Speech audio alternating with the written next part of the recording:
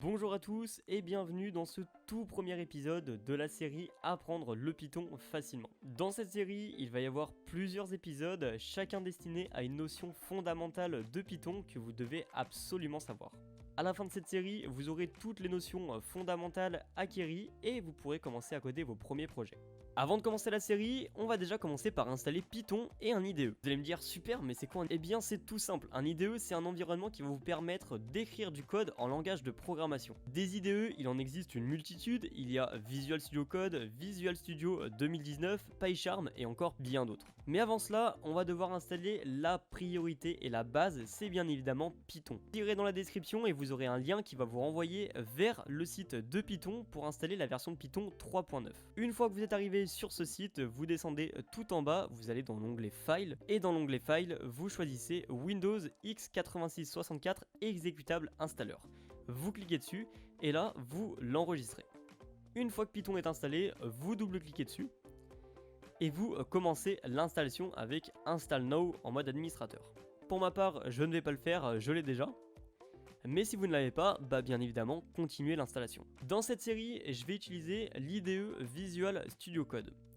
Alors pour des raisons de simplicité, pour des raisons d'éviter des bugs ou d'éviter des problèmes, je vous recommande très fortement d'utiliser aussi Visual Studio Code.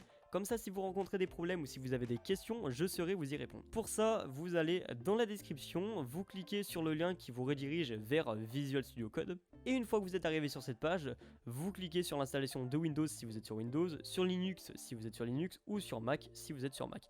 Pour ma part, je suis sur Windows, donc on va cliquer sur Installer. Vous l'enregistrez et puis une fois qu'il est installé, vous pouvez double-cliquer dessus et installer le setup. Ok, donc une fois qu'on a terminé d'installer Python et Visual Studio Code, on va pouvoir directement se rendre dans l'onglet Extensions, c'est les petits carrés que vous voyez juste ici. Vous cliquez dessus et à l'intérieur de la barre de recherche, vous allez rechercher Python. Vérifiez bien à ce que votre Python soit vérifié par Microsoft. Si c'est bien le cas, vous cliquez dessus et vous faites installer si vous ne l'avez pas. Une fois Python installé, rien de plus simple, on va tout simplement déjà importer un dossier dans lequel tous nos projets et scripts Python y seront sauvegardés.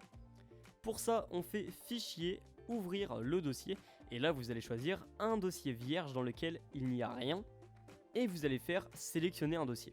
Maintenant, si on clique sur Explorateur, on peut voir que notre dossier a bien été ajouté, et c'est dans celui-ci qu'on va pouvoir stocker tous nos fichiers Python. On va commencer par créer notre premier fichier Python en faisant clic droit et nouveau fichier. Pour ma part, je vais l'appeler par exemple épisode 1.py. Alors mettez toujours l'extension .py à la fin, comme ça l'interpréteur va savoir que vous voulez coder en Python. Si par exemple je mets .cpp, il va savoir que je veux coder en C++. Mais nous, c'est pas ce qui nous intéresse, on veut juste coder en Python. Vous faites entrer et là vous pouvez voir que votre fichier a bien été créé et vous pouvez d'ores et déjà commencer à coder. Une petite chose avant de commencer la série, allez dans l'onglet terminal et créer un nouveau terminal. Tout simplement ici, vous allez pouvoir voir tout ce qui va se passer quand vous allez exécuter votre code. C'est bon, vous êtes d'ores et déjà prêt à coder en Python et c'est super, on va pouvoir commencer à attaquer cette série. Dans ce premier épisode, on va voir la base de la base en Python, ça va être très rapide, mais ne vous inquiétez pas, les choses bien plus concrètes arriveront à partir de l'épisode 2. Sachez que chaque langage de programmation a sa fonction lui permettant d'envoyer un message dans la console. Alors, un message qui est envoyé dans la console, on appelle ça un output. Par exemple, si ici je vais marquer Hello World, vous pouvez voir qu'on va avoir une multitude d'erreurs. Si je lance le programme, on peut voir que la console nous renvoie une erreur de syntaxe et c'est totalement normal parce que ce qu'on vient d'écrire, Python ne le comprend pas, Python ne l'interprète pas. Comme je vous ai dit, chaque langage de programmation a sa propre fonction lui permettant tout simplement d'envoyer un message dans la console. C'est vraiment la fonction la plus basique que tout le monde doit savoir. Et dans cette fonction, on peut lui insérer des variables, des chaînes de caractères, des entiers, etc. Tout ce qui est variable, entier et encore autres, on va voir ça dans les futurs épisodes, mais aujourd'hui on va rester tout simplement sur les chaînes de caractères qui se nomment les strings. Alors une chaîne de caractères c'est pas compliqué, c'est par exemple bonjour, salut, comment ça va, enfin voilà, je mets pas les CCD, on s'en fout s'il y a des fautes, c'est juste pour vous faire un exemple. Comme vous pouvez voir, si vous l'avez compris, les chaînes de caractères c'est tout simplement des phrases, des mots, etc. Ce qu'il faut savoir, c'est qu'une chaîne de caractères en Python est toujours, mais toujours à l'intérieur des guillemets. Ça veut dire que vous allez ouvrir des guillemets comme ceci, et là par exemple vous allez marquer Hello World, alors je l'ai totalement mal écrit mais c'est Hello World comme ceci, Et là, on a totalement une chaîne de caractères. Alors, si on laisse comme ça ne risque pas de marcher. On a bien une chaîne de caractères, on n'a pas d'erreur, mais tout simplement, la chaîne de caractères ne sera pas renvoyée dans la console. Pour faire ça, il suffit juste tout simplement de marquer exactement ce qu'on vient de mettre ou autre chose, mais cette fois-ci dans le print. Comme ça, la fonction print va savoir que ce qu'elle a à renvoyer, c'est tout simplement ce qui se trouve à l'intérieur des guillemets.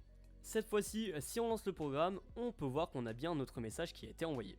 Alors, vous pouvez par exemple marquer totalement autre chose, par exemple comme salut, ça va. Ça, vous pouvez le marquer et Python va tout simplement l'interpréter et savoir que c'est quelque chose qu'il a renvoyé dans la console. Et là, on a bien le message salut, ça va. On arrive déjà à la fin du premier épisode. S'il vous a plu, n'hésitez pas à vous abonner à la chaîne YouTube, activer la cloche des notifications. Et si vous avez rencontré des problèmes ou que vous avez des questions, n'hésitez pas à les poser en commentaire ou alors à rejoindre mon serveur Discord. Il y aura plein de personnes qui pourront vous y répondre. Sur ce, moi je vous dis à très bientôt. C'était LixNew et on se retrouve très bientôt pour le prochain épisode.